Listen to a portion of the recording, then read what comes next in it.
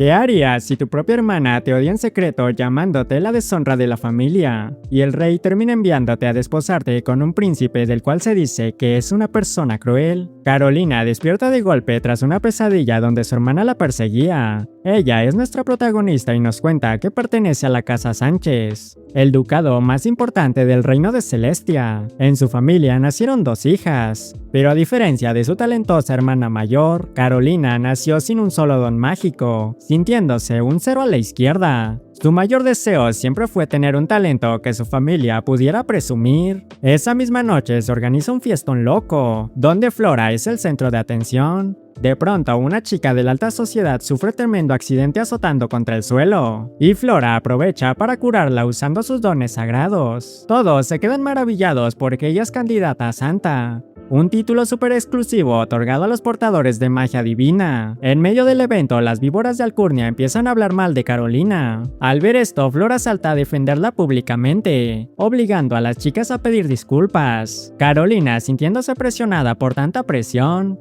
acepta el perdón para terminar rápido el trago amargo. Sin embargo, en cuanto se descuidan, su hermana se le acerca al oído para susurrarle que las víboras tienen razón y que ella solo es una deshonra de la casa. Resulta que su hermana es tremenda arpia que solo la usa para quedar como una santa ante los demás. Más tarde, mientras viajan en el carruaje, la arpia se indigna por cómo la mira Carolina. Le reclama que de no ser por un asunto urgente de su padre, jamás compartiría el aire con una inútil. Comienza a atacarla con su aspecto físico, recordándole que no se parece nada a sus padres, haciendo énfasis en su cabello extraño y sus ojos rojos como la sangre. Carolina intenta defenderse, pero su hermana se burla, sugiriendo de forma cruel que tal vez ni siquiera son de la familia de sangre. Las palabras se clavan directo en el corazón de Carolina, quien ruega para detener la tortura. Es ahí cuando la villana suelta su golpe más bajo. Le echa en cara que su madre Karen falleció de una grave enfermedad poco después de dar la luz, debido a las complicaciones del parto. Le asegura que si ella no hubiera nacido, su madre seguiría viva,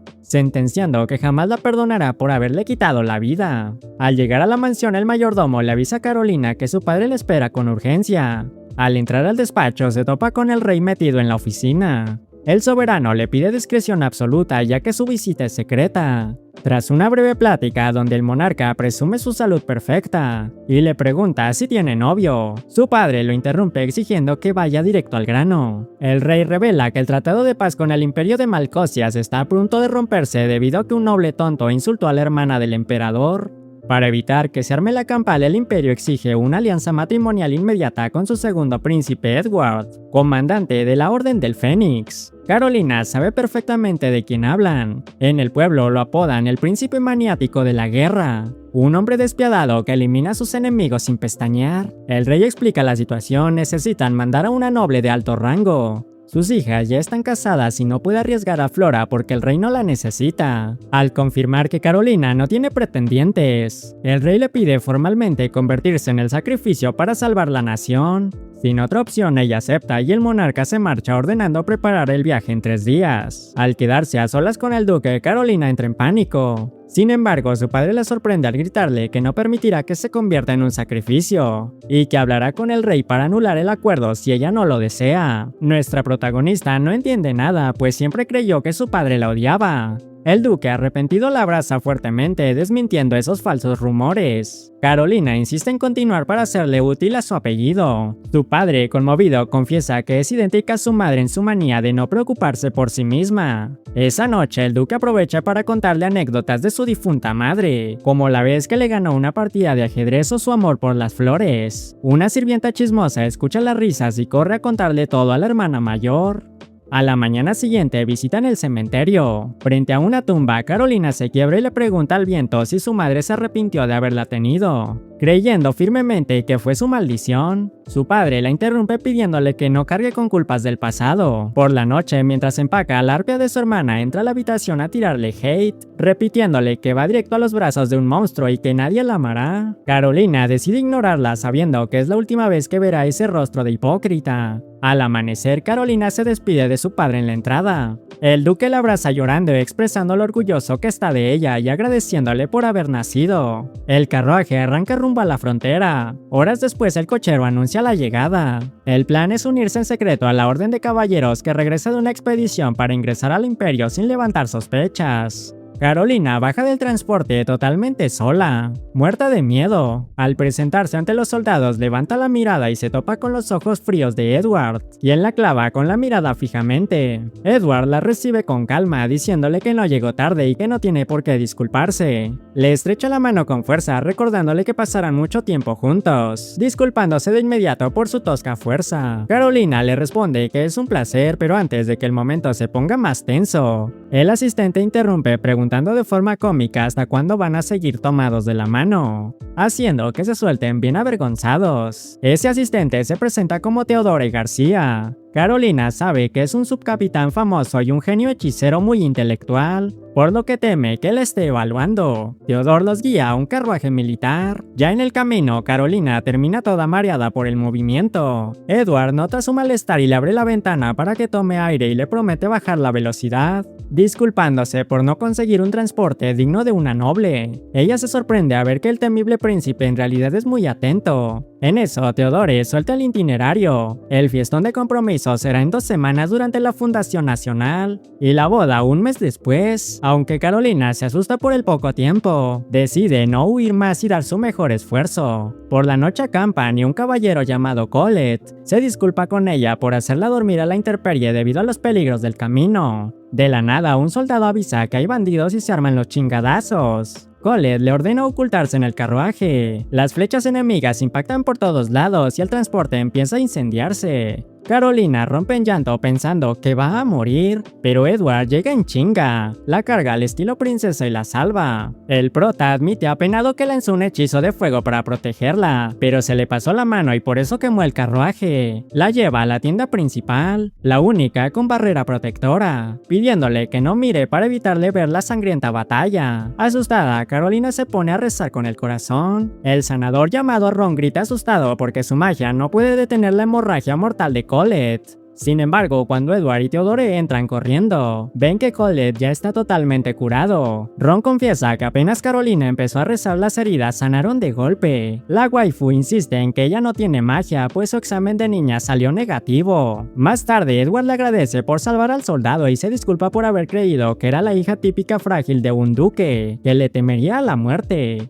Carolina se conmueve y dice que un príncipe no debería agachar la cabeza tan fácil. Al día siguiente, como no hay carruajes porque Edward los quemó, el prota la lleva en su propio caballo hasta cruzar la frontera del imperio. Al llegar, tiene una audiencia con el emperador Eric, usuario del relámpago masivo, y la emperatriz Vanessa, usuaria del hielo. A Carolina le duele el estómago de los nervios. Durante el almuerzo familiar, los emperadores notan que casi no come, y aunque ella se disculpa por estar tan tensa, el rey le confiesa que solo la miran porque su nueva nuera es jodidamente linda. La suegra agrega que está feliz de ganar una hija, y promete que su anillo de boda llevará un rubí real. Luego la instalan en su cuarto con la maid Marisa y el escolta Owen. Al día siguiente arrancan las clases de etiqueta con la suegra, quien elogia a Carolina por su excelente memoria. Más tarde, Theodore reúne a los novios para estudiar magia. Theodore explica que el examen infantil de Carolina pudo estar mal, ya que la magia a esa edad es inestable y en su imperio se repite a los 16 años, sugiriendo evaluarla de nuevo. Luego, Theodore menciona que Edward resbordó su poder por una fuerza extraña en la frontera,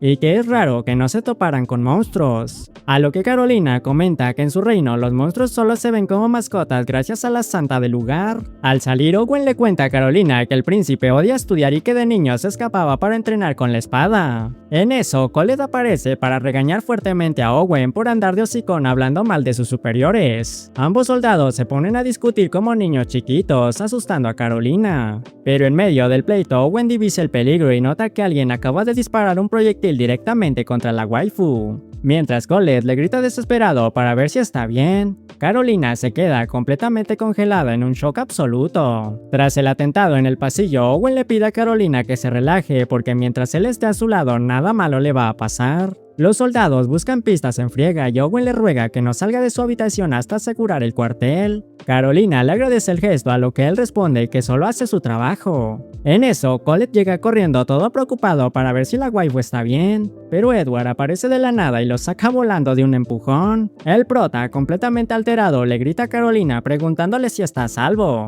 Theodore interviene para calmarlo, advirtiéndole que con esa fuerza brutal la va a terminar rompiendo. Carolina se estabiliza, tocada en el fondo de su corazón al ver lo mucho que le importa al príncipe. Theodore les avisa que cambiarán de salón de clases por seguridad y le entrega una correspondencia que llegó directo de su padre. Theodore confiesa que tuvo que inspeccionar la carta primero, ya que si traía malas noticias del extranjero podría arruinar la boda. La carta describe una crisis total en el reino de Celestia. Los cultivos no crecen y llevan 10 ataques seguidos. En dicho reino, el rey reclama a Raymond porque la magia de Flora no está funcionando para detener el desastre, pero se niega a ver la realidad de que tienen una epidemia incontrolable. Desesperado, manda a investigar los suministros de agua. Por otro lado, Flora anda histérica en su habitación porque su magia divina se está secando y las plantas se marchitan. Su padre cree que está deprimida porque extraña a Carolina. Flora miente diciendo que sí, aunque en realidad no soporta a su hermana.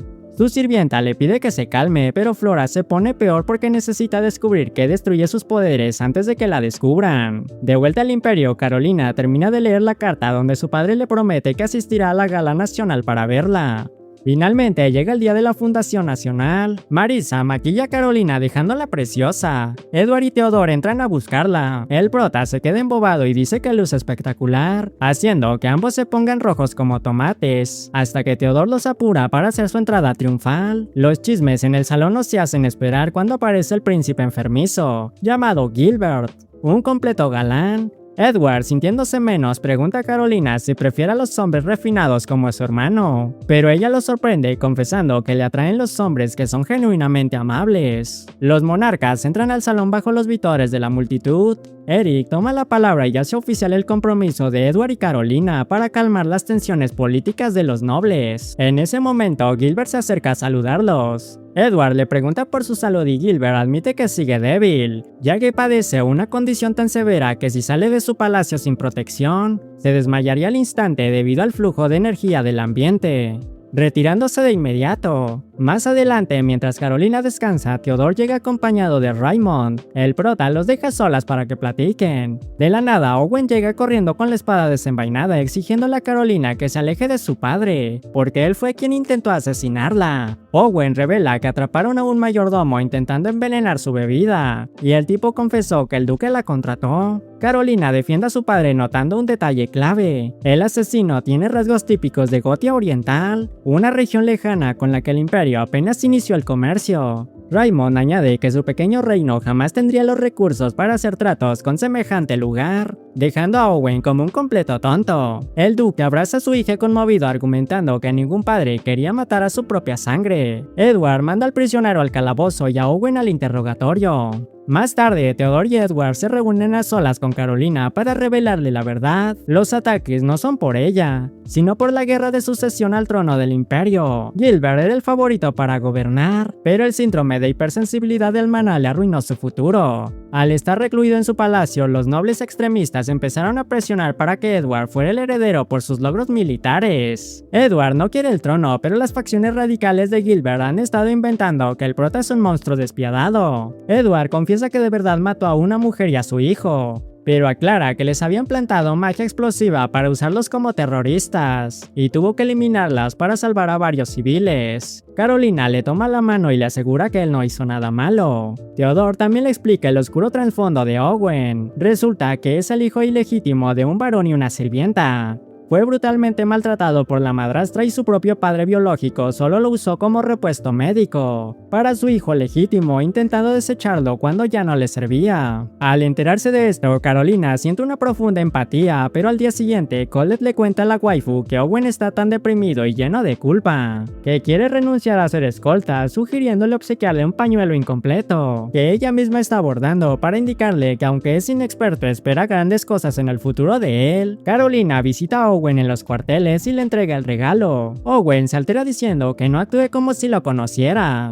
Carolina le frena el carro revelándole que su madre murió al nacer y que su propia hermana la trataba como la escoria de la casa. Pero entiende perfectamente el dolor de ser rechazado. Le pide que no se rinda y que use esa nueva oportunidad para buscar su propia felicidad. Conmovido hasta las lágrimas, Owen hinca la rodilla y le jura lealtad eterna con su espada, prometiendo protegerla de todo mal hasta el fin de sus días. Mientras tanto, en el reino de Celestia, Flora se vuelve loca al ver que sus poderes siguen cayendo en picada tras la partida de Carolina, dándose cuenta de que la ausencia de su hermana está ligada al fin de su magia. En las sombras del reino vecino, un misterioso hombre analiza los reportes del desastre, preguntándose cómo sacarle provecho a la caída de la supuesta santa. Las cosas en el palacio avanzaban rápido, pero la boda ya estaba a la vuelta de la esquina. Marisa le repasa la agenda del día a Carolina cuando Edward llega a buscarla. La waifu intenta saludarlo con pura formalidad, pero el prota la frena diciendo que entre ellos ya no hace falta tanta etiqueta. Edward le suelta que el suegro duque no podrá asistir por la crisis de Celestia, y aunque Carolina piensa que le tocará caminar sola al altar,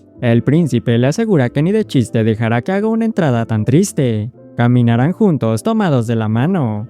Poco después toca la prueba del vestido. La suegra Vanessa analiza a Carolina de arriba abajo, criticando que le queda gigante de la cintura y pidiendo ajustes a cada detalle. Carolina dice que para ella ese vestido está bien, pero en eso entra Edward, quien al ver a su prometida vestida de blanco se queda completamente baboso contemplando lo hermosa que luce. El día de la boda llega, y el evento se transmite en vivo por todo el imperio mediante pantallas mágicas. Carolina está hecha un manojo de nervios, pero la maid le toma la mano para recordarle todo el esfuerzo que ha hecho. Al encontrarse con Edward, el prota le suelta un cumplido diciendo que se ve bellísima y que le da coraje tener que compartir su vista con tanta gente. Con ambos sonrojados, la ceremonia arranca. Dicen sus votos, se ponen los anillos y se dan un besote de película que llena a Carolina de pura felicidad. Ya instalados en el Palacio de Esmeralda, donde todo es de oro fino, y Marisa bromea diciendo que con lo que cuesta el inmobiliario compras un país pequeño. Edward les avisa que en 3 días se van de luna de miel por la presión de su madre. Theodore tiene la agenda lista, pasarán una semana en la finca del conde Kissinger, viajando en chinga con un hechizo de teletransporte. Carolina nota a Marisa súper tensa y descubre que el conde es su padre, del cual huyó para volverse doncella. Al intentar animarla, Marisa confiesa que le encanta el cuento de Cenicienta, pero evita hablar de su familia. Al llegar a la majestuosa finca, el conde lo recibe con una calidez enorme. Como Edward debe ausentarse para una reunión, Carolina sale a pasear al jardín con Owen y le saca el tema de Marisa. Owen le revela que Marisa tiene una relación pésima con su hermana mayor Mariel. En eso se escuchan gritos, es la loca de Mariel, haciendo un drama tremendo porque se enteró de la visita y regresó a buscar a Theodore. Edward y el conde intervienen rápido para mandarla a su cuarto. Por la noche, Theodore explica que Mariel es su ex prometida por un acuerdo comercial para apoyar a los caballeros, pero la tipa era una obsesiva insoportable. Theodore rompió el compromiso y propuso casarse con Marisa, desquiciando más a la loca. Marisa añade que Mariel siempre la humilló y que huir fue su única salvación, algo con lo que Carolina conecta de inmediato por el maltrato de su propia hermana. Al día siguiente, un guardia avisa que hay monstruos cerca. Theodore ordena resguardar a Carolina para ir a investigar,